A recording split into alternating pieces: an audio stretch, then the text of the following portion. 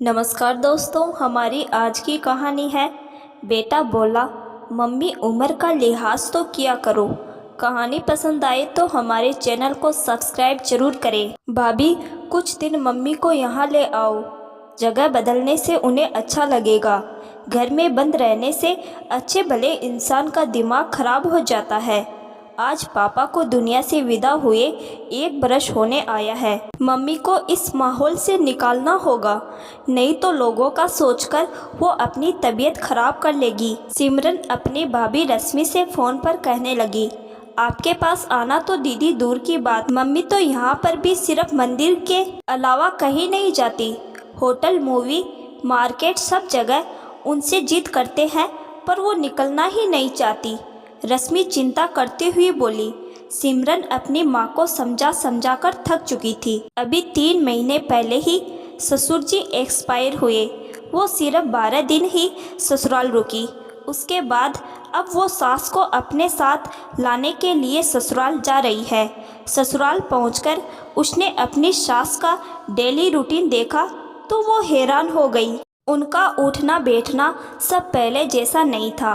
पहले वो सिर्फ पापा जी के पीछे पीछे घूमती रहती थी, लेकिन अब वो अपना ज़्यादा ध्यान रखने लगी थी। देवरानियों से बातचीत हुई। अरे भाभी, सासू जी की तो पूछो मत, पड़ोसी भी बातें बनाने लगे हैं। अभी दिन ही कितने हुए तुम्हारे ससुर जी को? माताजी तो वॉक शुरू कर दी, और भी जाने क्या क्या। प्रीति जेठानी रश्मि से बोली, यही नहीं भाभी, टी शर्ट लोअर पहनकर घूमती है। खाने पीने में और ज़्यादा नखरे शुरू कर दिए हैं। सिर्फ ग्रीन टी पीती है, शुगर फ्री मिठाई खाती है। जहाँ भी घूमने का पूछते हैं तैयार हो जाती है। सुमन बोली। देवरानियों की बातें सुन रश्मि बहुत हैरान थी, लेकिन उसने कोई जवाब न देकर उस समय चुप रहने में ही भलाई समझी। रश्मि सास सविता को अपने साथ अपने घर ले आई। सविता जी का वही रूटीन था, सुबह जल्दी उठकर वॉक करना, ग्रीन टी पीना। एक दिन तो सासू माँ ने रश्मि का स्लीवलेस टी शर्ट पहन लिया तो बेटे दीपक ने ही टोक दिया, मम्मी कुछ तो उम्र का लिहाज करो। दीपक तो बोलकर चला गया। सविता की आंखों में आंसू टपकने को थे। रश्मि दौड़कर पानी का गिलास ले आई। मम्मी जी, मैं इनकी तरफ से माफ़ी मांगती हूँ, आप बुरा मत मानिएगा। बेटा, आज तक पति की, बच्चों की, सबकी सुनती आई हूँ, अब अपने मन की सुनने लगी तो सबको ऐतराज हो गया। खैर, किसी की बातों का अब मुझ पर कोई असर नहीं होता, क्योंकि उम्र कुछ भी हो, मैंने तो अपने लिए जीना शुरू ही अभी किया है।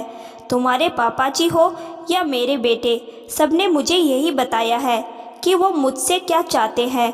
कभी किसी ने ये जानने की कोशिश नहीं की कि सविता जी क्या चाहती है या माँ क्या चाहती है। तुम्हारे पापा जी जैसे अचानक विदा हुए तो समझ आ गया कि ज़िंदगी का कोई भरोसा नहीं। सो जितना समय बचा है उसमें मैं अपने मन की हर इच्छा पूरी कर लूँ। पति के शौक या बच्चों का मेरी उम्र को लेकर शर्मिंदगी के बारे में सोचूंगी तो बची कुची ज़िंदगी भी ऐसे ही निकल जाएगी।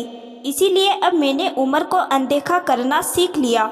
जिसे शर्मिंदा होना है होता रहे। मैं स्वास्थ्य का पूरा ध्यान रखती हूँ ताकि किसी के मोहताज न हो जाऊँ। टी शर्ट लोअर मुझे बाईपास के बाद से ज़्यादा आरामदायक लगते हैं, सो पहनती हूँ। बाजार, होटल, फिल्में जहाँ बच्चे पूछते हैं तैयार हो जाती हूँ। पापा बिना मैं अकेले क्या करूँ? जानती हूँ मेरे साथ चलना कई बार उनको अखरता होगा, पर बच्चे क्यों भूल जाते हैं कि आज जो हमारी उम्र है कल उनकी होगी। ये अकेलापन कितना कचोटता है, ये अभी नहीं समझेंगे। बहू, तुम्हें भी मेरे रहन सहन से दिक्कत है तो बता दो। नहीं मम्मी जी, आप तो मेरे लिए आदर्श हो। आप तो मेरी माँ से मिल लो एक बार, वो तो बिल्कुल जीना ही भूल गई है। औरत का बुढ़ापा और पति का साथ न होने का मतलब उनके लिए सिर्फ यही रह गया है कि अपनी मृत्यु का इंतजार। रश्मि भावुक हो गई। समझती हूँ बहू, समदन जी उन बंधनों से नहीं निकल पा रही जो हमारे बच्चों और समाज के ठेकेदारों ने हम पर लगाए हैं।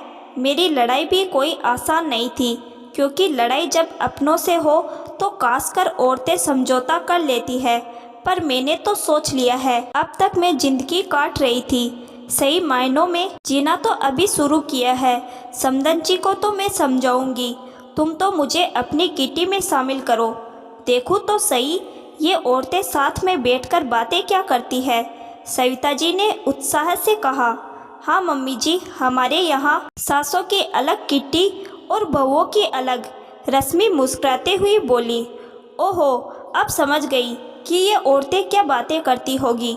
सविता जी ने कहा। सास वाली किट्टी में बहुओं की बुराई। रश्मि के वाक्य को सविता जी ने पूरा किया। बहुओं वाली किट्टी में सास की बुराई। दोनों सास बहू खिलखिलाकर हंसने लगी। दोस्तों, मैंने समाज के उन बंधनों को दर्शाने का प्रयास किया है जो हम औरतों पर लगाए जाते हैं।